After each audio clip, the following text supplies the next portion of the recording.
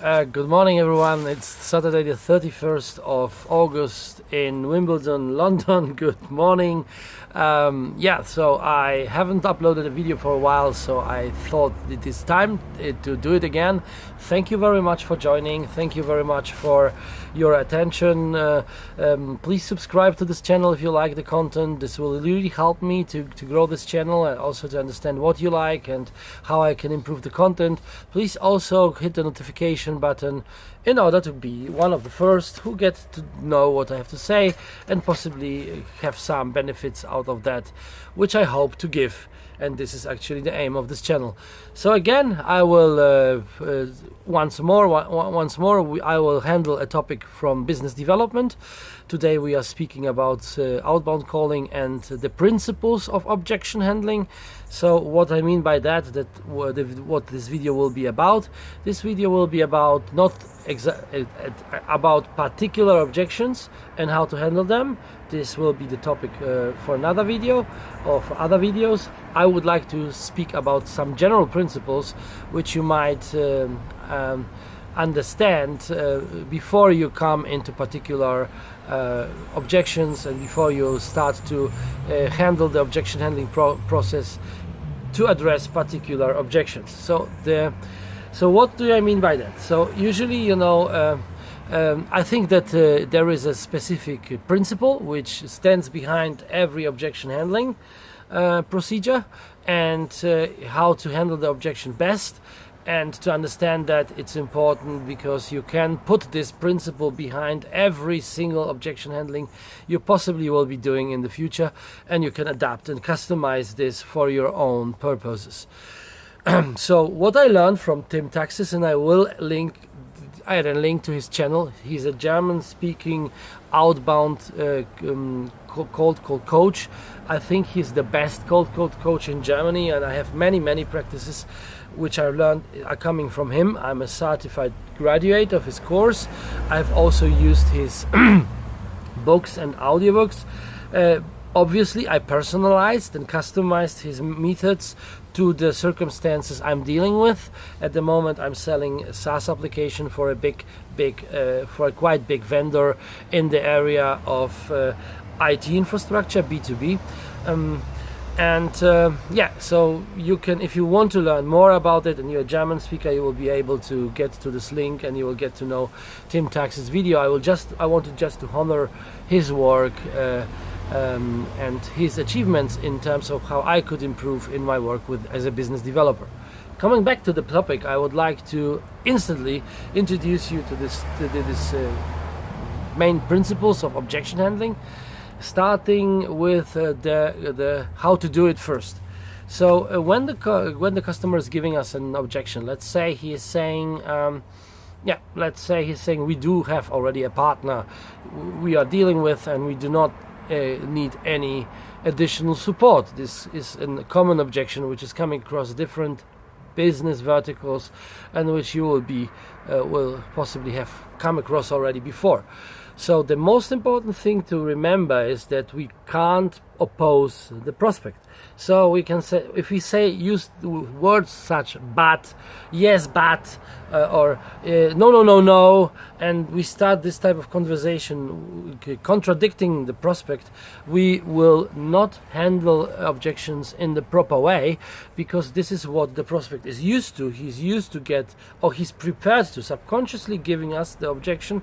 He is prepared to that we are counter this, and actually this will then start to be in conversation in a back and forth like ping pong, who has the better argument, and you will not get anywhere. You will definitely not get to a close when you handle objection handling in this particular way. So how to deal with this better? So it's what is actually the right way how to do it, and the right way how to do it is by deflect the objection,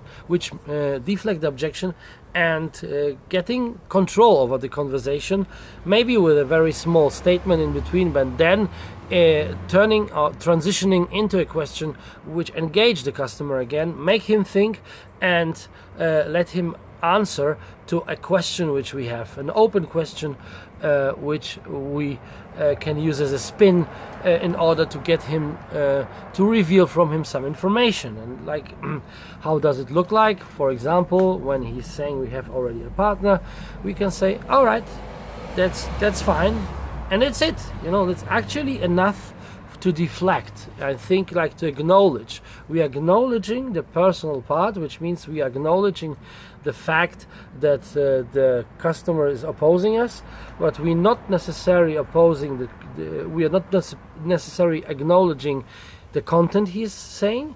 We are just saying, okay, that's fine. Usually the companies are using us as an additional partner for very specific and difficult topics. Which kind of difficult topics are you dealing with at the moment? What is the most important topic you would like to improve? So this is, for example, one way how to deal with the objection, and it is showing the way how it works. So saying, okay, I acknowledge, I understand, is already like deflecting the energy, bringing energy down, letting the prospect coming to us and acknowledging him on a personal level, and then we are transitioning with a short statement, or sometimes even without, instantly into an open question which is asking the prospect, and it should be done in this particular way, like asking him actually letting him reveal what he is thinking is the most important topic the company or his department is struggling with, instead of us suggesting something. You know, this is another technique where we just can suggest a topic and ask then openly, okay, we don't want to suggest anything, but what's the most important part for you? But the basics is deflecting with acknowledging and then transitioning into a question which is triggering the prospect to reveal the most challenging areas of we are interested in and he is possibly interested in. Yeah, this is how it works. That's it. So deflection and then taking control of the conversation via questioning. And there is another specific principle of objection handling, which is more how many objections we have to handle before we move on. And this area of what I mean by that is that we should deal at least with 3 objections which before we finalize the call without the close, which means the important thing about cold calling is that we have to be clear about our result we want to achieve with the call. So for example, we want to achieve another appointment, which is another step into the sales in the sales cycle to close the call. And so our goal which we aim to achieve with the call is to achieve another appointment. And in order to do it, we have to deal with objections. Sometimes we will have to deal with objections more times if there is a completely unknown prospect for us and he doesn't know us. If he doesn't know the company we are working for, it's an additional challenge. So if you are completely strangers, we will have the most struggle with that.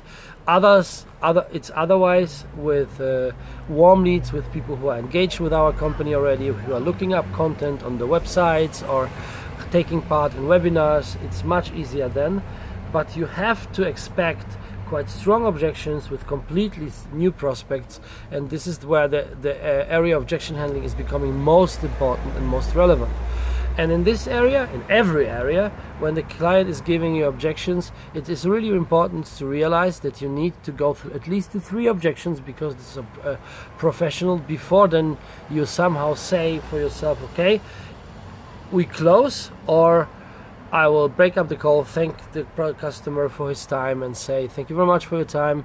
I understand you have other priorities, and do you have any questions to me at the moment? Any reservations? Thank you very much and goodbye. Because, yeah, so you don't want to waste your time. You don't want to make, this to become a fight or handle 10 or 9 objections doesn't make any sense, but it's your professional duty and your purpose to get to know if this is an yes-no customer or a no-yes customer, someone who can be turned around to a close, or if this is like a dead horse, how Tim Taxis is always saying, dead horse who is just not worth your time. And in order to do it, you have to set yourself a rule how many objections during a call you want to handle. And in my opinion, it is, and also in Tim Taxis' opinion, I took it from there, it's to handle at least 3 objections to find out if the customer is or is not interested. And it happens, because this is also important to you to know that in my career it happened many times that I surprisingly discovered after the 3rd objections, after acknowledging his objections on a personal basis, transitioning this objection into a question and asking him almost the same again, like what's the main area he's looking into, where they try to achieve some progress, that the prospect then revealed finally something like an area which is most important for the company, and we took it from there, and we had a basis to close or to set up and or to somehow like progress with a positive outcome. And with that said, I hope that you like the content. Please hit the like button in case you do so. Please, I'm also happy about any comment, and I will engage. So it's important for you, for me, because then I will know if you like the content and how I can make it better in the future. Thank you very much. Have a good day. Have a nice weekend. Goodbye.